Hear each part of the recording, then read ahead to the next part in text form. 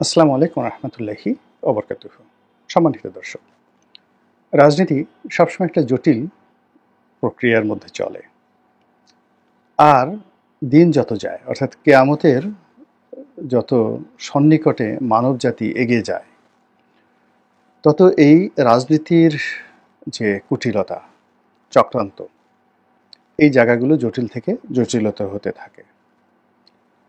ফলে শেখ হাসিনার জমানাতে আমরা যে রাজনৈতিক আজাব এবং গজবের মধ্যে পড়েছিলাম, মনে হয়েছিল যে আগামীতে হয়তো একটি শুভ দিন আসবে।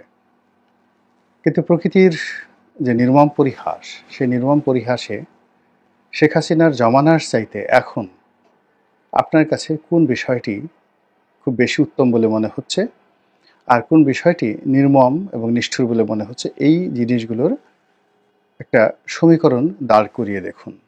তাতে মনে হবে যে গতকাল ভালো ছিল না আগামীকাল ভালো ছিল, এটি নিয়ে আপনি সিদ্ধান্ত নিতে পারবেন। দ্বিতীয়ত, ধরুন এখন যারা আছে, ডক্টর মোহাম্মদ ইউনূস এবং তাদের সরকার, তাদের যদি পতন হয়, কিংবা তারা যদি ৫ বছর থেকে যান, কিংবা ধরুন তারা একটা নির্বাচন দিলেন, সেই নির্বাচনে বিএনপি ক্ষমতায় এলো, জামাত বিরোধী দলে হলো, আর ছাত্রদের যে দল, এটাও বিরোধী দল হলো। তারেক রহমান সাহেব প্রধানমন্ত্রী হলেন, বেগম জিয়া রাষ্ট্রপতি হলেন, লুৎফুজ্জামান বাবর এখানে স্বরাষ্ট্রমন্ত্রী হলেন, তারপরে আমির খুসরো মাহমুদ চৌধুরী বাণিজ্যমন্ত্রী হলেন, মির্জা আব্বাস সাহেব গৃহায়ন ও গণপূর্ত মন্ত্রী হলেন আগে যেভাবে হয়েছে, আর মির্জা ফখরুল ইসলাম আলমগীর এলজিআরডি মিনিস্টার হলেন।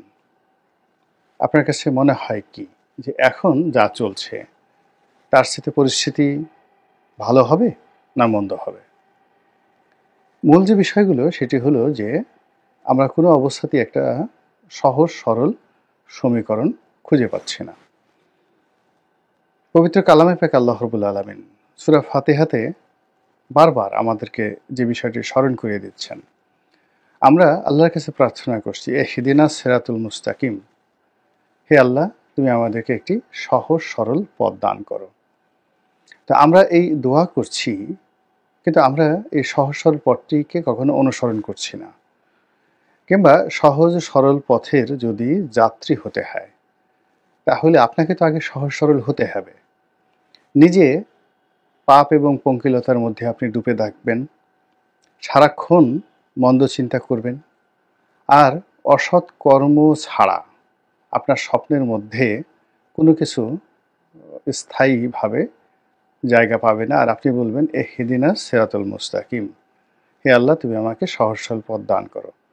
আল্লাহর কি কোনো কাজ নেই যে আল্লাহ আপনার আমার মতো এরকম এক ধরনের মোনাফেক চরিত্রের মানুষ, যারা অন্তরে বিষ রাখে আর চিন্তা করে যে আমি যে এখন সং ধরে আছি, ভং ধরে আছি, এটি কেবলই মাত্র লোকদেরকে ঠকানোর জন্য। ক্ষমতা যদি একবার পাই, আর একবার যদি ক্ষমতায় যাই, কি করে রস নিংড়াতে হয় সেটা তোমাদেরকে হাড়ে হাড়ে দেখিয়ে দেব।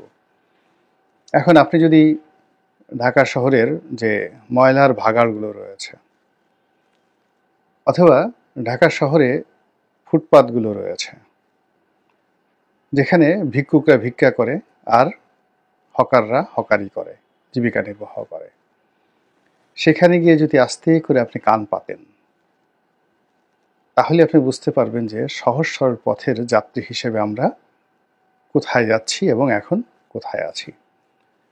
তো যেটা বলছিলাম যে রাজনীতিতে যদি পরিবর্তন আনতে হয়, শুধু রাজনীতি নয়, সমাজের যে কোনো জায়গাতে, সেখানে ভালো মানুষ হতে হবে, সৎ মানুষ হতে হবে। সৎ এবং ভালো মানুষের প্রথম নমুনা হলো তারা নিজের ঘরের আপনজন যারা রয়েছেন, বাড়ির কাজের লোক, বুয়া, নিজের স্ত্রী, সন্তান, সন্ততি, আত্মীয় স্বজন, তাদের সবার হক তিনি আদায় করেন। যে বিল্ডিংয়ে বা যে ভবনে আপনি অফিস করেন, যে ভবনে আপনি চাকরি করেন, সে ভবনের একেবারে সবচেয়ে অধস্তন যিনি আছেন, সেটা ঝাড়ুদার হতে পারেন, পিয়ন হতে পারেন, দারোয়ান হতে পারেন, তিনি যতক্ষণ পর্যন্ত আপনাকে সার্টিফিকেট না দিবেন যে আপনি ভালো মানুষ নন, সারা দুনিয়া আপনাকে ভালো বললেও আল্লাহর দরবারে আপনি ভালো মানুষ বলে বিবেচিত হবেন না। একই ক্ষেত্রে আপনি খুব মহামানব, বিশাল রকম মহামানব, কিন্তু আপনার স্ত্রীর হক আপনি আদায় করছেন না, সেক্ষেত্রে আপনি ভালো মানুষ হবেন না। এখন এখানে জীবন অনেক জটিল। এখানে ন্যায় বিচার করা, যেখানে দুটো অপশন আপনার কাছে, ধরুন দুটো সুযোগ এসেছে, তো দুটো সুযোগের মধ্যে আপনি কোনটি গ্রহণ করবেন, কোনটি বর্জন করবেন। কখনো কখনো আপনার ধরেন মেয়েদের ব্রেস্ট, স্তন্য, ওটা তাদের সবচেয়ে অমূল্য একটি সম্পদ, কিন্তু যখন স্তন্যে ক্যান্সার হয় মানুষকে, অর্থাৎ নারীকে সেই স্তন্য কেটে ফেলতে হয়। পুরুষের হাত এবং তার পা অত্যন্ত মূল্যবান, কিন্তু যখন সেখানে ক্যান্সার হয় সেটা কেটে ফেলতে হয়, গ্যাংগ্রিন হয়, কেটে ফেলতে হয়। এখন জীবনের অনেক ক্ষেত্রে আছে আপনার সন্তান, এখন সন্তানের হক আদায় করতে হবে, কিন্তু সন্তান কুসন্তান, কুপুত্র, তখন সন্তানের হক আদায় করা হলো সন্তানের সঙ্গে সম্পর্ক নষ্ট করে দেওয়া, বা তাকে শাস্তির আওতায় এনে দেওয়া, তাকে দূর দূর করে তাড়িয়ে দেওয়া। আপনার স্ত্রী, তার হক আদায় করা আপনার জন্য ফরজ, কিন্তু আপনার স্ত্রী দুশ্চরিত্রা, আপনার স্ত্রী আপনার হক নষ্ট করে, আপনার স্ত্রীর সঙ্গে থাকার কারণে আপনি ইমান আমন একিল থেকে আপনি বঞ্চিত হন।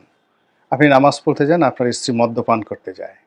আপনি সারাক্ষণ কোরআন শরীফ নিয়ে ব্যস্ত, আপনার স্ত্রী তখন মোবাইলে যত অশ্লীল ভিডিও আছে সব কিছু দেখেন। এখানে আপনি কখনো সহজ সরল পথ পাবেন না। সহজ সরল পথ পাওয়ার জন্য এদের থেকে আপনার দূরে থাকতে হবে এবং এদেরকে আপনার পরিত্যাগ করতে হবে। পরিত্যাগ করে দরকার হলে সুন্দরবনে একা গিয়ে বাঘের সঙ্গে বসবাস করতে হবে, কিন্তু এরকম মানুষরূপী শয়তানের সঙ্গে বসবাস করা যাবে না। তো এটাকে যদি আপনি গ্রেটার জায়গাতে নিয়ে আসেন, সেটা হলো একটা রাজনৈতিক দল, তার কর্মী বাহিনী যদি অসৎ হয়, দুর্নীতিপরায়ণ হয়, চাঁদাবাজ হয়, তাহলে নেতা যতই ভালো হন না কেন তিনি এই কর্মীদেরকে দিয়ে একটি সুখী সমৃদ্ধশালী দেশ গঠন করতে পারবেন না। এখানে আমরা গণতন্ত্রের কথা বলি, এখানে আমরা স্বৈরতন্ত্রের কথা বলি, এখানে আমরা ফ্যাসিজমের কথা বলি, এটা কোনো বিষয় নয়। গণতন্ত্র, ফ্যাসিজম বা একনায়কতন্ত্র কোনো বিষয় নয়। বিষয়টা হলো সুশাসন। পৃথিবীর যত বড় বড় সুশাসক, তারা কেউ গণতান্ত্রিক ছিলেন না, কেউ গণতান্ত্রিক ছিলেন না। ধরুন আব্রাহাম লিঙ্কন 3 বছর 3.5 বছর গণতান্ত্রিকভাবে নির্বাচিত একজন প্রেসিডেন্ট ছিলেন। রোনাল্ড রিগান 8 বছর তিনি শাসন ক্ষমতা পরিচালনা করেছেন। কিন্তু আপনি যদি আওরঙ্গজেবের কথা চিন্তা করেন, জুলিয়াস সিজারের কথা চিন্তা করেন, সম্রাট আকবরের কথা চিন্তা করেন, তারপর আপনি যদি স্পেনের ফ্রাঙ্কোর কথা চিন্তা করেন, সুলতান সুলেমানের কথা চিন্তা করেন, বা শাহ হারুন আর রশিদের কথা চিন্তা করেন, এইভাবে হাজার হাজার মহানায়ক যারা মূলত স্বৈরশাসক ছিলেন, কিন্তু এই পৃথিবীতে তারা যে শাসন ব্যবস্থা উপহার দিয়েছেন এটি অমর এবং অক্ষয় হয়ে আছে পৃথিবীর বুকে। এর কারণ হলো তাদের সঙ্গে ঘরে এবং বাইরে ওইরকম মন্দ লোক ছিল না। এমনকি তাদের যারা দাসীবাদী তারাও সৎ ছিলেন। আপনারা এই অতি সম্প্রতি সম্রাট আকবরের একটা সিনেমা আকবর যোধাবাই, সেটা রিলিজ হয়েছে, খুব সুপারহিট সিনেমা। তো সেখানে আপনি দেখেছেন যে একজন দারোয়ানের চরিত্রকে সংশোধন করার জন্য তিনি কিভাবে শাস্তি দিয়েছেন সম্রাট আকবর দারোয়ানকে। আর এই ভুলটি ধরিয়ে দেওয়ার জন্য তিনি যে লোকটি ধরিয়ে দিয়েছেন তাকে মন্ত্রী পরিষদে স্থান দিয়েছেন, এবং পরবর্তীতে তিনি আকবরের নবরত্নের অন্যতম রত্ন ছিলেন। রাজা সেই টোডরমল নয়, রাজা ওনার হলেন বীরবল, রাজা বীরবল। তো এইরকম মানে যারা যোগ্য, অভিজ্ঞ, সৎ এবং ভালো মানুষকে সিলেক্ট করতে পারেন, বন্ধু সিলেক্ট করতে পারেন, খুব বেশি মানুষ দরকার হয় না একটা সাম্রাজ্য পরিচালনা করতে, একটা রাষ্ট্র পরিচালনা করতে। যদি সম্রাট আকবরকে ধরেন, তার 9 জন নবরত্ন ছিল, সমস্ত ভারতবর্ষ তিনি শাসন করতেন। যদি আওরঙ্গজেবের কথা চিন্তা করেন, তার কয়েকজন জেনারেল ছিল, ভালো 10-12 জন জেনারেল, 10-12 জন সিভিল ব্যুরোক্র্যাট ছিলেন, বিশেষ করে যারা ইকোনমির, যেমন বাংলাতে মুর্শিদ কুলি খান ছিলেন, এরকম। তার অর্থ মন্ত্রণালয় খুবই স্ট্রং ছিল, ফলে গ্লোবাল জিডিপির 37% একা ভারত ওই সময়টাতে হ্যান্ডেল করত। তো সেই কাজগুলো আমরা এই জমানাতে করতে পারছি না। এই জমানাতেও অপকর্ম হচ্ছে, যা কিছু হচ্ছে আগের চাইতে অনেক অনেক বেশি। ফলে আমরা কোনো শুভ ফল পাচ্ছি না। আর ভবিষ্যতে আমরা যে সুখ স্বপ্নে বিভোর হব, সেখানেও এরকম কোনো ভালো কিছু পাচ্ছি না। বরং যেটা দেখতে পাচ্ছি সেটি হলো, আগে যেভাবে তেলবাজি হতো, শেখ হাসিনা কেন্দ্রিক তেলবাজি, এরশাদ কেন্দ্রিক তেলবাজি, হাওয়া ভবন কেন্দ্রিক তেলবাজি, এই সকল তেলবাজি এখন আরও বহুগুণে বৃদ্ধি পেয়েছে। এবং হাজার হাজার তেলের ড্রাম, আগে যেমন বাংলাদেশের সরিষার তেল, নারকেল তেল ব্যবহার করা হতো, এখন তার চেয়েও পিচ্ছিল সুগন্ধিযুক্ত তেল বিশ্বের বিভিন্ন দেশ থেকে, আমেরিকা থেকে, সিঙ্গাপুর থেকে, তারপরে শেষে হংকং থেকে এই সমস্ত তেলের ড্রাম এনে এখন পুরো তেলে রাজপথ ভাসিয়ে দেওয়া হয়েছে। আর সেই তেলের পিচ্ছিলে আমরা বুঝতে পারছি না যে এটা কি দিন না রাত। চালের দাম কি বেড়েছে নাকি কমেছে, সবজির দাম বেড়েছে না কমেছে, বিদ্যুৎ আছে না নেই, এই জিনিসগুলো আমরা এখন পর্যন্ত এই তেলের ড্রামের যন্ত্রণায় বুঝতে পারছি না, অনুধাবন করতে পারছি না। এবং আমাদের সবচেয়ে যে জড়তা, সেটা যখন অভাব এবং অভিযোগ হয়, সেই অভাব এবং অভিযোগ যখন আমরা অ্যাসার্টেন করতে পারি না, ওটাই আমাদের পতনের মূল কারণ, আমাদেরকে ধ্বংসের দিকে নিয়ে যায়। রাজনীতির এই যে চক্রান্ত এবং একটা জটিল যে অবস্থা চলছে, এই জটিল অবস্থার কারণে হাজারো রকম গুজব, লক্ষ লক্ষ গুজব টেকনাফ থেকে তেঁতুলিয়া পর্যন্ত প্রতিদিন মানুষকে পরেশান করে তুলছে। সকালে একদল বলছে ইউনূস সাহেব ক্ষমতায় থাকবেন, বিকেলে একবার বলছেন ওয়াকার সাহেবের খবর কি, তারপরে গভীর রাতে একজন চিন্তা ভাবনা করছেন দিল্লির মোদি এই বোধহয় আপাকে ফেরত পাঠালেন, আওয়ামী লীগের লোকজন রাস্তায় কেন নামলো, মিছিল কেন দিল, এই সকল বিষয়। মির্জা ফখরুল সাহেব কী করবেন, তারেক রহমান সাহেব কী করবেন। হঠাৎ তারেক রহমান সাহেবের বিড়ালটা এই আগে তো উনি কখনো বিড়াল দেখান নাই জনগণকে, এতদিন যাবত তিনি লন্ডনে আছেন, হঠাৎ করে বিড়ালের সঙ্গে তার এত প্রেম, এত মহব্বত, এটি তিনি ছবি সহকারে তিনি দিলেন কেন? তিনি বিড়ালকে মোবাইল দেখাচ্ছেন, বিড়ালকে ভিডিও দেখাচ্ছেন, বিড়াল সেটা খুব মনোযোগ সহকারে দেখছে।